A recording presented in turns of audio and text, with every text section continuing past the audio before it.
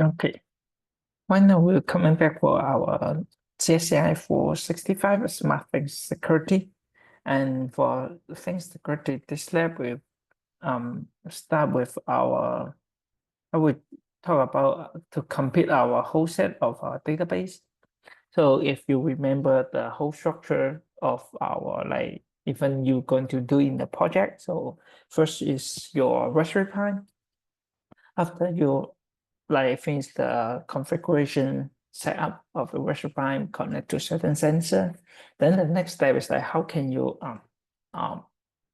SSH, right, telnet to control your Raspberry Pi. Okay, instead of using the GUI GUI directly, of course we need to control it through the SSH, like using command, right?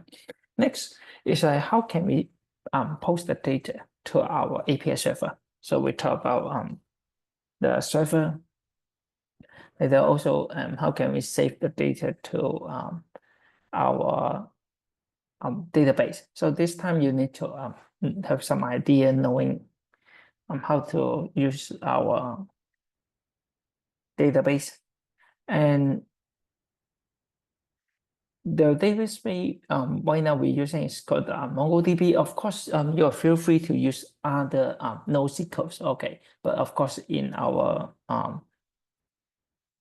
lecture, then we will talk about it's using for the going for MongoDB is the one of the NoSQL database store data in flexible JSON-like documents. So mainly it's like more like features like schemaless. Okay, it's compared with our regular RDMS relational database, right? And then it will give us a higher availability and scalability. So also it give a rich query capability. So for real-time analytics, you see the content management system or even the Internet of Things IoT. So we can use it. So here's the advantage. So we're going to use for the MongoDB, the structure like including the database, because the database and collection and documents. Okay. So within it, we have for the documents and collection, we can give it some like default ID names and let's say email, age, all this will be our data model, how it looks like. And we will use like Mongoose to like connect it. So it's the ODM, it's called Object Data Modeling Library for MongoDB and Node.js. So like in previous time, I in the lab, I tried to ask you to install the Node.js, and also we use the Node.js. The framework is used for Express.js, right? So it will be help us to construct the API server. And Express will connect with using Mongoose. This one is the library to help us to build up the connection. Okay, so this one will can give us the schema validation, middleware support. So if you remember, we talked about middleware. So also it gives us using API for the CRUD. So in the Express JS in the previous step, talk about API server, we have same operation. So actually it's the same idea. If we need to start a project, we can just directly using the npm install mongoose. Okay. So of course, if we need to save it as a dependence, you can pass a parameter like that as save. Then we can create. Okay. And when we connect to our MongoDB with the mongoose, we need to like request, we say require mongoose, and then here's the default port for MongoDB. Okay, it's 27070. Okay, localhost. If you're running on your VM machine, EC2 instance, or your localhost wherever, it's okay. So of course you can pass it with your like the database. How can we create, and then once it connected, then you're all good. So suppose one part of it you need to do is I said of course this one will be our next lab. So it will be make sure you able to set up all the necessary environment. So the last puzzle you need to complete is the MongoDB, like to install. Okay, so will be Raspberry Pi, our API server, Express.js, and then MongoDB. So you need to install all these. then we can work them to like connect them all together.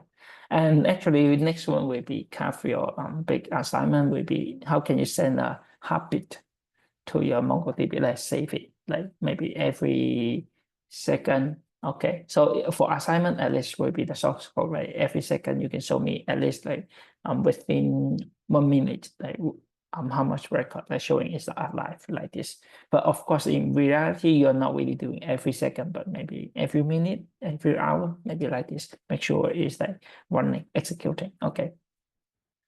For us, then we need to define the schema. All this schema will be the JS file. So if you have the like if we have some login, so we can define okay login. What's the type?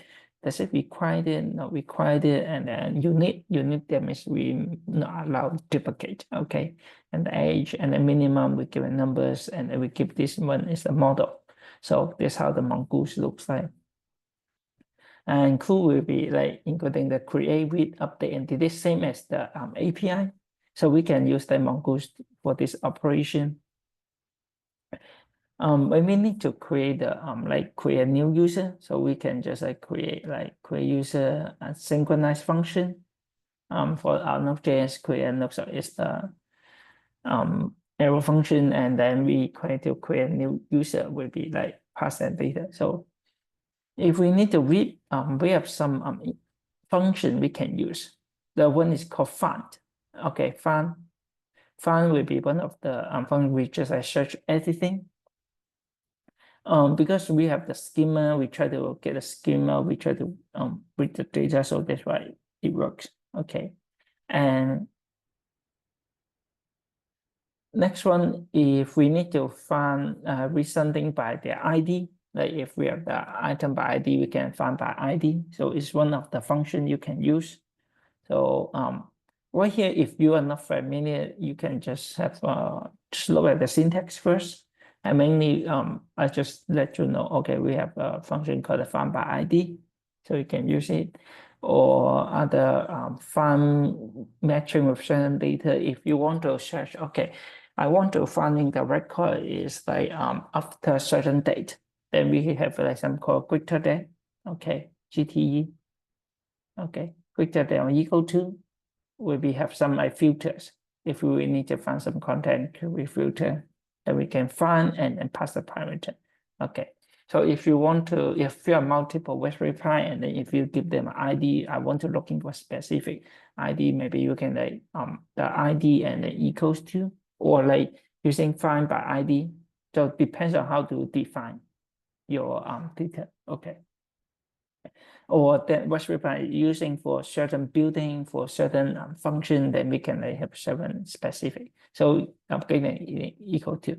But of course, for extra more like the mongoose, like how you can use it more example. There are lots of online documents you can refer to.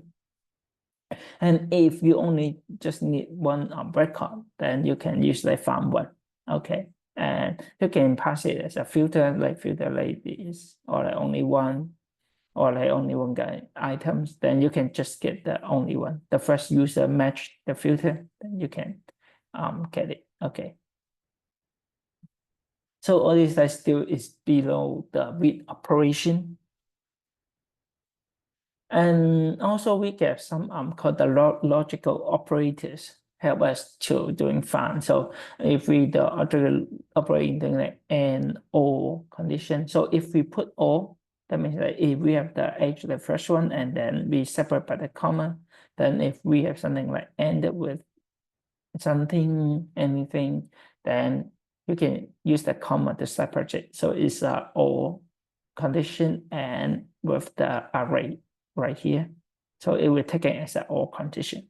Then if we say we have or, then of course we have and, right? So we just say and. And also we have a pagination result, so we can change it as a page.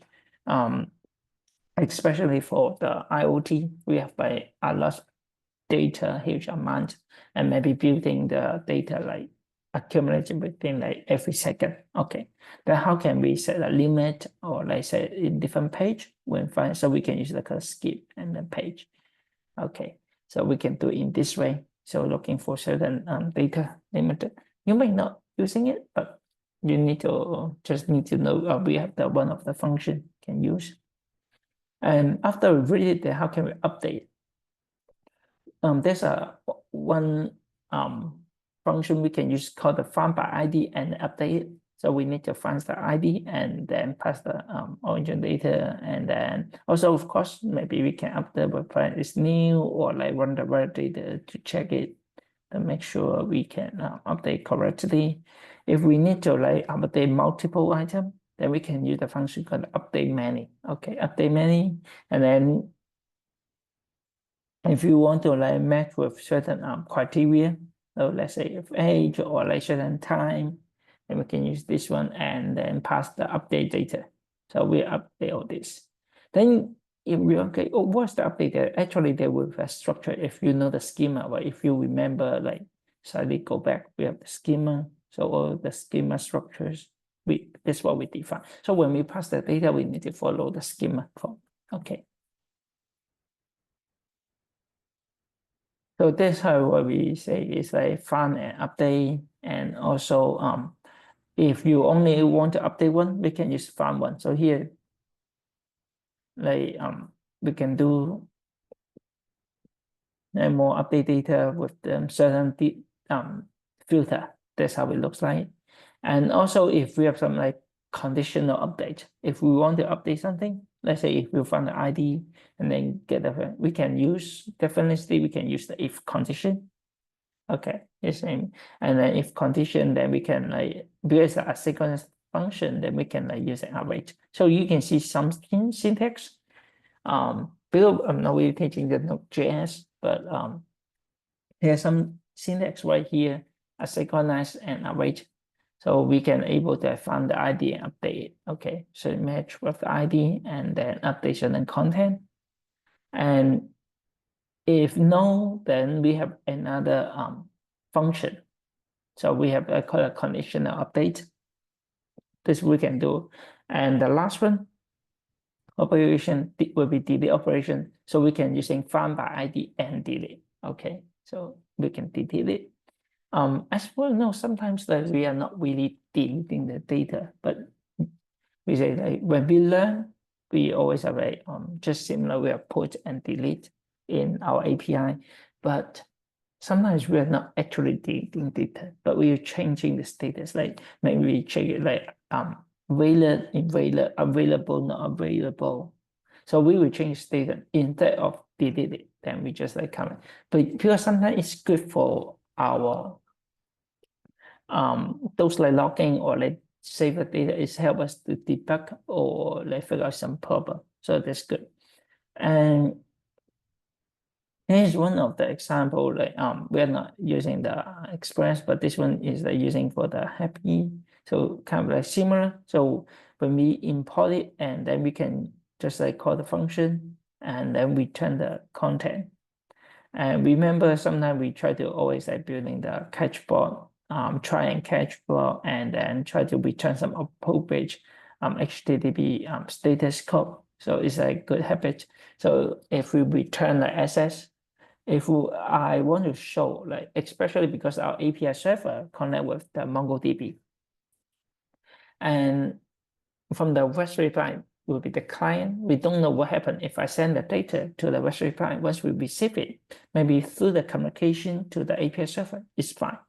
But maybe when you try to save it, maybe the data format, maybe the content, it doesn't match our MongoDB's like schema. Okay, so it caused the internal error. Then maybe we need to like give a return possible some appropriate state code to let the client know, okay, maybe it's incorrect, it's failed, like it's able to tell. So it's kind of similar. If we have like 400, something like this, like 200 is always okay. 500 is always internal. Then you can define all this status code to make it more like operation. Right here, you say, okay, if we always using a try and catch, so using a try, and then if we are able to find the ID, then we're going to do if we couldn't find the user, then we would give it another response. Okay, we've called like 404, it doesn't find. So something like this. If we cannot retrieve the data, maybe we return 500. So all this will be like combine everything together. And also we can have some like validation with the mongoose. So for the schema, like if you remember that before I show you the schema, so we can match the type, email, like you need to, and then when we match it, so we can have a regular expression. So anything more than one, and then we have an add. So because it's an email, and then dot, and then something.com, or minimum, how many numbers, it should be a number, but not a string like this. So all this. So always I try to connect it like properly, manage our MongoDB, and also give us some consistent error handling strategy. So are we going to like return some status code, or like returning a lot? Always like try to validate the user input for the validation, so it can like help us to give a better security. Okay, so quickly go through our the MongoDBs, and we have different ways. So sometimes I show you how can we install it like quickly. So right here, MongoDB. So when we need to like install the MongoDB community, so on the Ubuntu or on Mac, we can download it. So we need to, if you need to install on your VM, on your Ubuntu image, or something, it's not Ubuntu, but on Debian or others. So of course you can try, and you need to update and then install the required package. And after you're able to install package, you need to add the MongoDB public GBG, the key. So you need to add the key to the repo.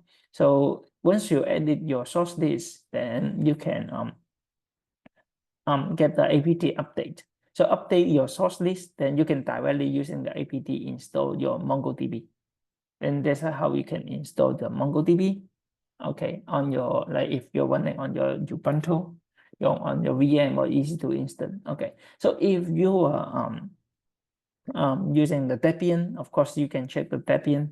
Okay, and if you are going to install on Mac or Windows directly on your desktop, of course, like you can download it. At least if you're using your MacBook, make sure you have Xcode that you already have it, and then you can use the tool and then install it. Okay, of course, like there's some exe on Windows zip files you can download. So either way is okay. Just make sure you have the MongoDB installed it, and if you're running on your like own desktop, or your on your Ubuntu VM or the EC2, and make sure you start your server. Okay, so once you start your server localhost, then maybe you can like start to connect to it. Okay, and always start with, like we talk about the database, we have the documents, a collection. So that's how we're going to do. So maybe we can create a new database. Okay, and or maybe I connect CSCI 465, and then connect like week 6 like this. So I can create a new database. Okay, right here. So we have new collection, and of course, like this one with the terminal, and you feel free, we can use a command line to connect to it. It's okay. So either way would be okay. So if using a terminal, we can, of course, we can use the terminal.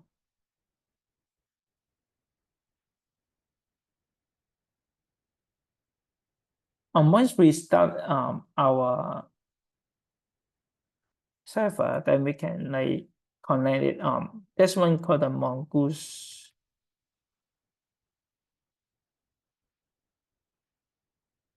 Something like SH or mongoose D. So it depends on the one you're going to use. Like after you connect it, then we can switch. I can use CSCI 465. So we will switch the database, and for the later for details, I will give you some how can we switch it and use it in command lines. But because for our IoT, I'm not really request you say, okay, you need to do everything on command line. Okay, so of course, if you're like working on your own desktop, you feel free to have a GUI to control all this. Like you can add data, look at it, make a screenshot. But if you are like connecting to a server, then I would recommend you like to using a command line to switch it. Okay, and you can like use this one to interact and then add the data. Of course, in the later lecture, I will give you more example how can you insert the data and adding the MongoDB. But I at least let you to install the MongoDB and make sure you have a good environment. So it's the why now in this moment, that's what you need to do in this lab. Okay, so try to complete this one. And for the assignment, I already just upload it. So you can follow a step. So you can for the encryption, if you because in the lecture I will mention about the TLS encryption and then the mosquito, the MQTT. So this one is for the communication. And either Python or Node.js, we can use stay on it and with open access. So try to follow the steps and make a screenshot and let me show me if you're able to complete all these steps. Generate SSL, TSS certificate for our open SSL. Okay, so I already gave you all the steps. So far, you should able to complete all these. Okay. And if you need to clarify or if some issue, then please let me know. And what you need to do, just like make a screenshot and you can put it in the report and show me how can you show the result. Okay, so that's what you need to do for your week 2 mini lab and try to make sure you complete the whole or the theme. Of course, I assume you already have the Raspberry Pi. You should able to have it, and you need to install the Node.js and also the npm. Then we can also the next part will be your MongoDB. So after you install the MongoDB, able to access it, create some database and collection. And then we have the documents right here. So you can document that means include the data. So including the maybe you can create some like Raspberry Pi ID like this, and then with some content. So this one will be later. So you're not hurry to like really insert data. If you have already have idea, then feel free. But if no, then you can wait for our next lab and then how can we like connect everything together. Okay. And then we'll be right here. So far will be that's it for the our lab and the assignment you need to do. And if you have any question after you watch it, then please let me know. Like after this so far will be I would like to set up the in our class time. Maybe if you're okay, then I would like to meet you and I will let you know later. So after the next lab, and we try to like meet in the class, I would like to see your progress. And then if you're ready, then I will let you to prepare your final project because you need to compare all this and then sending the request to the server, save it to a database. Then you need to think about okay, what do you want to do? Okay. And so far will be that's it for today's lab. Okay, so will be kind of like summarized will be 2 part. You need to install the MongoDB, make sure you install it. Okay, and then second is about your assignment. I didn't go into details like showing you every steps because kind of like for your exercise. If you already I have it like make sure like you have the on your this one also you may confuse that okay it's Ubuntu or client right so because this one you need to set up the environments so I'm not really limited to you so you may be using VM EC2 or if you want also you can like for connection of course you can add this one to your Raspberry Pi too, because also you can install it. But mainly we will host it on the server side, okay, providing the service mosquito. So you may use the VM, okay, or your Amazon EC2 if you still have the free time, so you can use it. And how can we generate all the key? Okay, so able to show all this result, and it should be pretty straightforward. And after we install it, hopefully we have some idea like how can we add the TLS, the SSL, and then all the other participants to see like how this like all of you knowing the encryption apply in the IoT communication. Okay, so if we have difficulty, I will keep this part for next lab and then show you. And if you have question about this lab, I will give you like 2 weeks to prepare for it. So you can try to follow the step and install it and make a screenshot. Okay. And that's it for this lab. Thank you.